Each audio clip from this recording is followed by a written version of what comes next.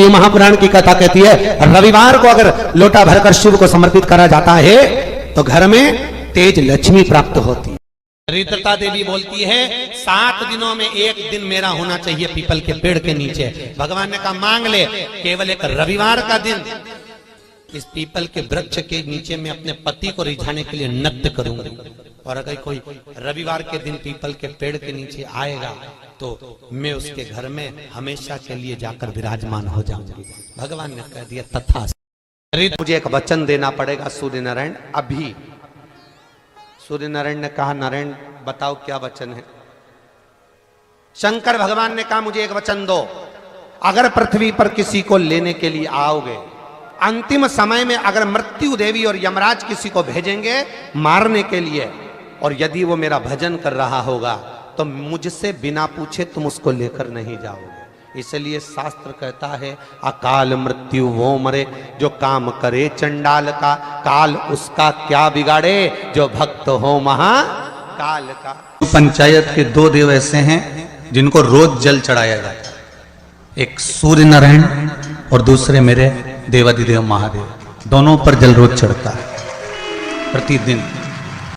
शिव पंचायत में गुड़, चावल, लाल फूल और लाल मिर्ची के 11 दाने पानी के कलश में तांबे के लोटे में लेकर हाथ को ऊंचा कर नेत्र, नासिका, वक्षस्थल के सम्मुख में जो सूर्य नारायण को अर्घ देता है जल चढ़ाता है, पर जो सूर्य को अर्घ रविवार के दिन दे देता है अगले रविवार तक पैसे की आवक आना प्रारंभ हो जाती है।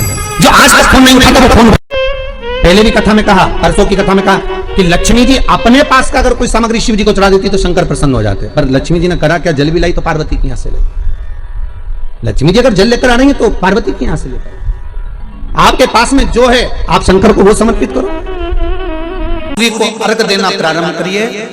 अपने शरीर से मस्तिष्क से तांबे का पात्र 8 इंच की दूरी पर रखकर सूर्य नारायण को उस जल में से देखो जो जल नीचे आप सूर्य को चढ़ा रहे हो, उस जल में से देखते हुए सूर्य को अर्घ देना प्रारंभ करिए।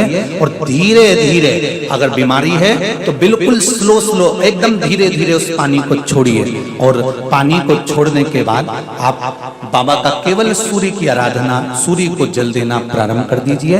15 से 20 दिन कर कर देखो, धीरे धीरे शुगर और बीपी लेवल में प्रारंभ हो जाएगी। अर्घ तो दो, 15 दिन, 20 दिन, 1 महीना, 2 महीना, तुम्हें लगे किसी और वाला हमारा झूठ बोल रहा है, मत देना, तुम्हारे हाथ में ही तो लोटा है पानी का, उसमें क्या दिक्कत है। आप कोई बहुत बड़ा काम करने जा रहे हो, बहुत बड़ा यज्ञ अनुष्ठान, विवाह, शादी आदि कार्य फंक्शन करने जा रहे हो, 4 दिन 8 दिन के लिए आप घर से बाहर जा रहे हो और आपको लगता है कि घर में ताला कैसे लगाएं, तो निवेदन है एक तांबे के कलश में जल भर लीजिए और जल भरकर उसमें थोड़ी सी काली तिल डाल दीजिए, भूतेश्वर शिव का नाम लेकर। कौन से शिव का? भूतेश्वर। शमशानवासी भूतेश्वर शिव का नाम लेकर काली तिल डाल दीजिए, कलश को प्लेट से ढक दीजिए, घर के किसी भी भाग में उसको रख दीजिए। उसके बाद आप चले जाए। किसी की सामर्थ्यता नहीं है कि उस घर में कोई पांव रखे, किसी की सामर्थ्यता नहीं है। और अगर कोई भूले से पांव भी रख दिया तो 22 दिन या 21 दिन के अंदर उसको, जैसे लोगों को हवा आती है बस उसको चक्कर आना चालू हो, बाल खोल खोल के घुमा मिलेगा।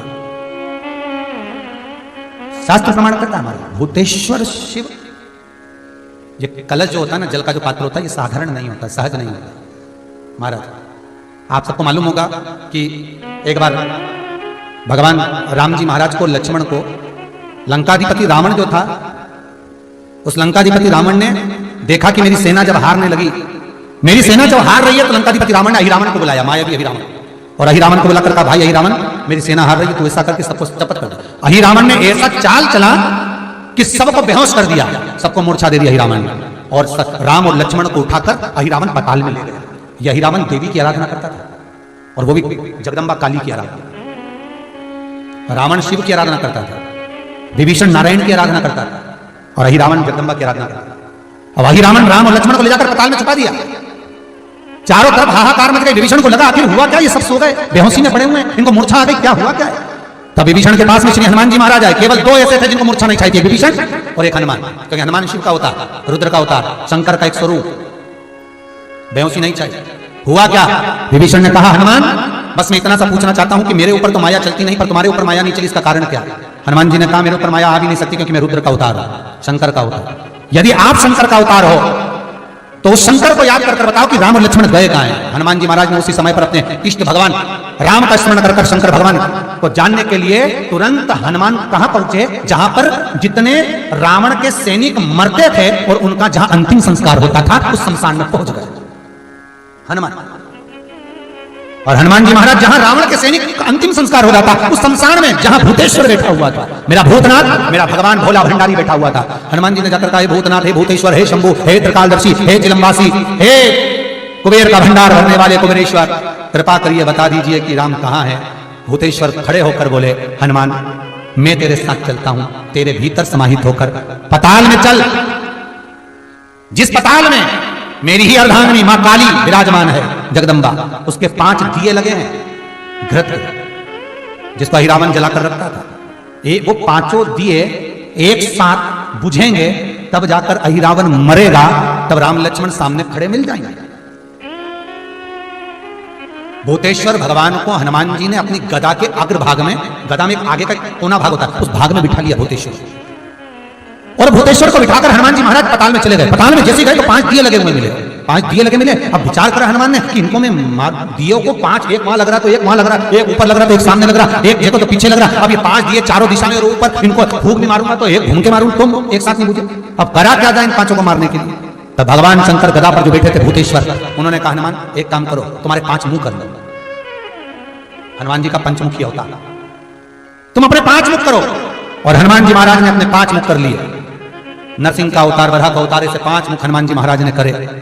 गरुण अवतार, हनुमान जी ने ऐसे 5 मुख बनाए, एक ऊपर, एक उत्तर, दक्षिण, पूर्व, पश्चिम के मुख बनाकर शंकर भगवान गदा पर थे, गदा सम्मुख में रखकर भगवान शिव बोले मार फूंक, और हनुमान जी ने जो फूंक मारी 5 दिए एक साथ बुझ गए। राम और लक्ष्मण सामने खड़े मिल गए, सामने खड़े, सम्मुख खड़े। हनुमान जी ने राम लक्ष्मण को प्रणाम कर भूतेश्वर से कहा, नाथ आप कहां रहे? मैं आपको कहां छोड़ूं? क्योंकि मुझे राम लक्ष्मण को लेकर जाना है, तो आपको तो छोड़ना पड़ेगा। भूतेश्वर नाथ कहते हैं, ये जल का जो पात्र भरा हुआ है, ये कलश भरा हुआ है, ये जल के पात्र में मुझे छोड़ दे। हनुमान जी महाराज जल के पात्र में जब छोड़े, जैसे ही छोड़े, जल के पात्र के अंदर भूतेश्वर विराजमान हुए, तो भगवान हनुमान जी ने कहा, नाथ जैसे आज आपने मेरी लाज रखी, रक्षा करी और किसी को आने नहीं दिया, विनती स्वीकार करना, आपका जल पात्र भूतेश्वर के नाम से काली तिल से जहां रखा जाए, उस ग्रह में कोई प्रवेश ना कर पाए। शिव जी ने वचन दे दिया, मेरी चंडियां 64 योगनियां, डाकनी, पिशाचनी, चुड़ैल और भूत इस कलश के विराजमान होते ही सर्वस्व फैल जाते हैं, फिर अंदर कोई नहीं आ सकता। तुलसी कौन से दिन नहीं तोड़ते? रविवार के दिन। क्या बोल रहे हो? जम के बोलो, कौन से दिन? रविवार के दिन तुलसी नहीं तोड़ते। क्यों नहीं तोड़ते? जल्दी बोलो। इन्हें कहा रविवार को तुलसी नहीं तोड़ते, तो क्यों नहीं तोड़ते? कोई ने कहा रविवार को पीपल के पेड़ की परिक्रमा नहीं करते, क्यों नहीं करते? उसका कारण भी तो मालूम होना चाहिए। ये कोई ना कुछ बोल दिया और तुमने मान लिया, तो उसका कारण है। रविवार को तुलसी क्यों नहीं तोड़ते? फिर वही बात आ गई, ये मेना धन्या कला वाली बात को याद करो।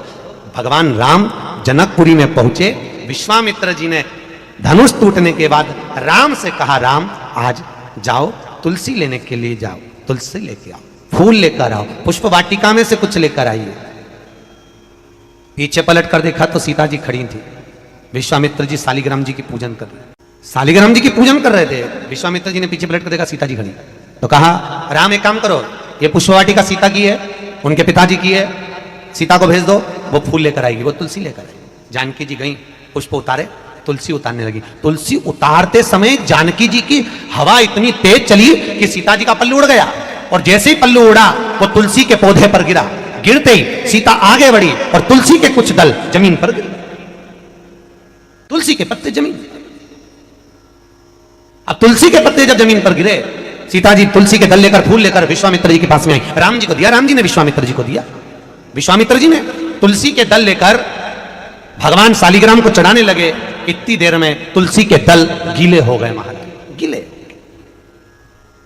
शालिग्राम जी ने हाथ में तुलसी के पत्ते पत्तों को लेकर पूछा, ए तुलसा माँ ये बताओ कि तुम रो क्यों रही हो? तुलसा कहती है शालिग्राम जी को देखकर, शालिग्राम भगवान के ऊपर मुझे मत चढ़ाना। विश्वामित्र जी, जानकी जी तुलसा लेकर आ रही थी, हम एक साथ पली, एक साथ बड़ी हुई, एक साथ एक पौधे में लगी हुई थी, पर सीता के पल्लू से हमारी कुछ बहनें, कुछ दल जमीन पर गिर गए, इसलिए हमें रुदन आ रहा है। वो भी तो शालिग्राम जी के लिए तरस रहे थे। विश्वामित्र जी ने कहा, जानकी तुम्हारे साड़ी के पल्लू से तुलसी के दल आज नीचे गिरे हैं, इसलिए आज मैं तुलसी शालिग्राम को समर्पित नहीं करूंगा। वो दिन था रविवार का, इसलिए रविवार के दिन तुलसा नहीं तोड़ी जाती।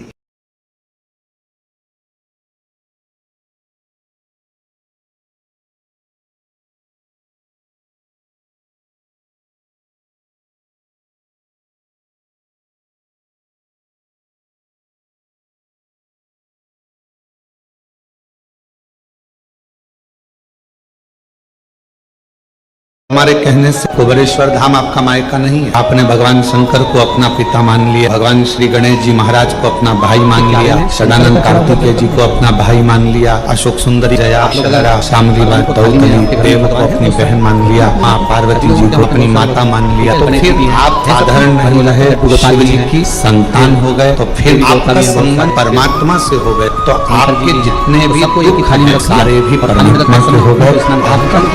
सबको स्नान कराया तो शिव जी को भी कराया, बोलो कराया कि नहीं कराया? थाली के अंदर रखा। अब तुमने स्नान तो करा दिया, स्नान कराने के बाद उस जल को क्या करा तुम लोगों ने? ले जाकर तुलसी के क्यारे में डाल दिया। तो महाराज जी, पहले के समय में क्या कालसर्प दोष, पितृदोष नहीं होता था? बिल्कुल नहीं होता था। पहले के समय में ना कालसर्प दोष होता था, ना पितृदोष होता था। क्यों? तो क्या घर में लोगों के शंकर जी नहीं होते थे? होते थे। लोग शिव जी को स्नान कराते थे, पर घर में बगीचा, खलियान, खेत, वृक्ष इतने लगे होते थे कि शंकर जी को स्नान कराने के बाद वो जल को ले जाकर, भगवान को स्नान कराने के बाद जल को ले जाकर पेड़ पौधे में डाल दिया जाता था, बगीचे में डाल देते थे। तुलसी के क्यारे में नहीं डालते थे, इसलिए ना पितृ दोष होता था, ना कालसर्प दोष होता था। अब दुनिया के लोग भगवान को स्नान करा के ले दे के एक ही पौधा घर में दिखता है, वो तुलसी जी का, बस स्नान कराया और तुलसी जी में ले जाकर डाल दिया। तो तुलसी जी में ले जाकर डाला, तो उससे शास्त्र कहता है कि अगर शिव जी का चढ़ा हुआ जल तुलसी के क्यारे में जाएगा तो सर्प के डसने का दोष लग जाएगा, जिसको हिंदू धर्म में काल सर्प दोष कहा गया, जो काल सर्प दोष। अच्छा, बड़ा विचित्र काम है। कई कई गांवों में आप लोगों ने भी देखा होगा, यहां तो ठीक है, परंतु हमने महाराष्ट्र में बहुत देखा। महाराज, कई कई गांवों में तुलसी के क्यारे के नीचे शंकर जी को रखते हैं। पहले के समय में दो दोष नहीं रहते थे, ना पितृ दोष रहता था, ना काल सर्प दोष रहता था। काल सर्प दोष कब आया?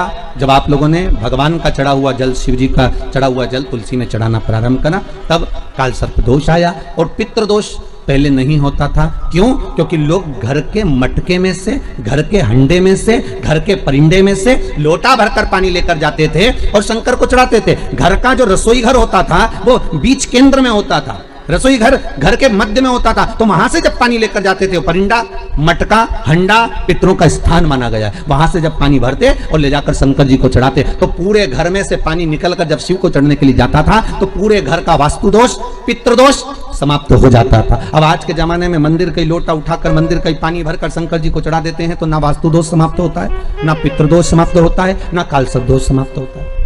नारायण भगवान को स्टील के लोटे से या चांदी के लोटे से या पीतल के लोटे से या प्लास्टिक के लोटे से या कांच के बर्तन से जल चढ़ाने से आयु छिन्न होती है। क्या समाप्त होती है? आयु। और सूर्य नारायण भगवान को अगर तांबे के लोटे से जल दिया जाता है तो आयु की वृद्धि होती है। और दिन भर में अगर कोई काम अटकने वाला है तो वो काम का रास्ता खुल जाता है और शरीर की बीमारी समाप्त हो जाती है। शरीर की बीमारी समाप्त हो जाती है। जब हम सूर्य नारायण भगवान को अर्घ देते हैं, जल चढ़ाते हैं, तो वो जल पृथ्वी पर जब गिरता है तो उसके छींटे हमारे शरीर पर लगते हैं। क्या वो ठीक है? क्या वो श्रेष्ठ है? तो शिव महापुराण की कथा कहती है, जब हम सूर्य को अर्घ देते हैं, सूर्य को जल चढ़ाते हैं, वो पानी जब पृथ्वी पर गिरता है, उसके छींटे हमारे शरीर पर लगते हैं, तो वो श्रेष्ठता का भाव निर्मित करते हैं। वो गलत नहीं हो सकता। कारण अब वो भी समझ लीजिए। अब सूर्य नारायण भगवान को आप जल चढ़ा रहे हो तो छींटे नहीं लगे, उसके लिए क्या स्टूल पे चढ़ के चढ़ाओगे कि कुर्सी पे चढ़ के चढ़ाओगे? अरे बोलो तो सही। अब कई लोगों के दिन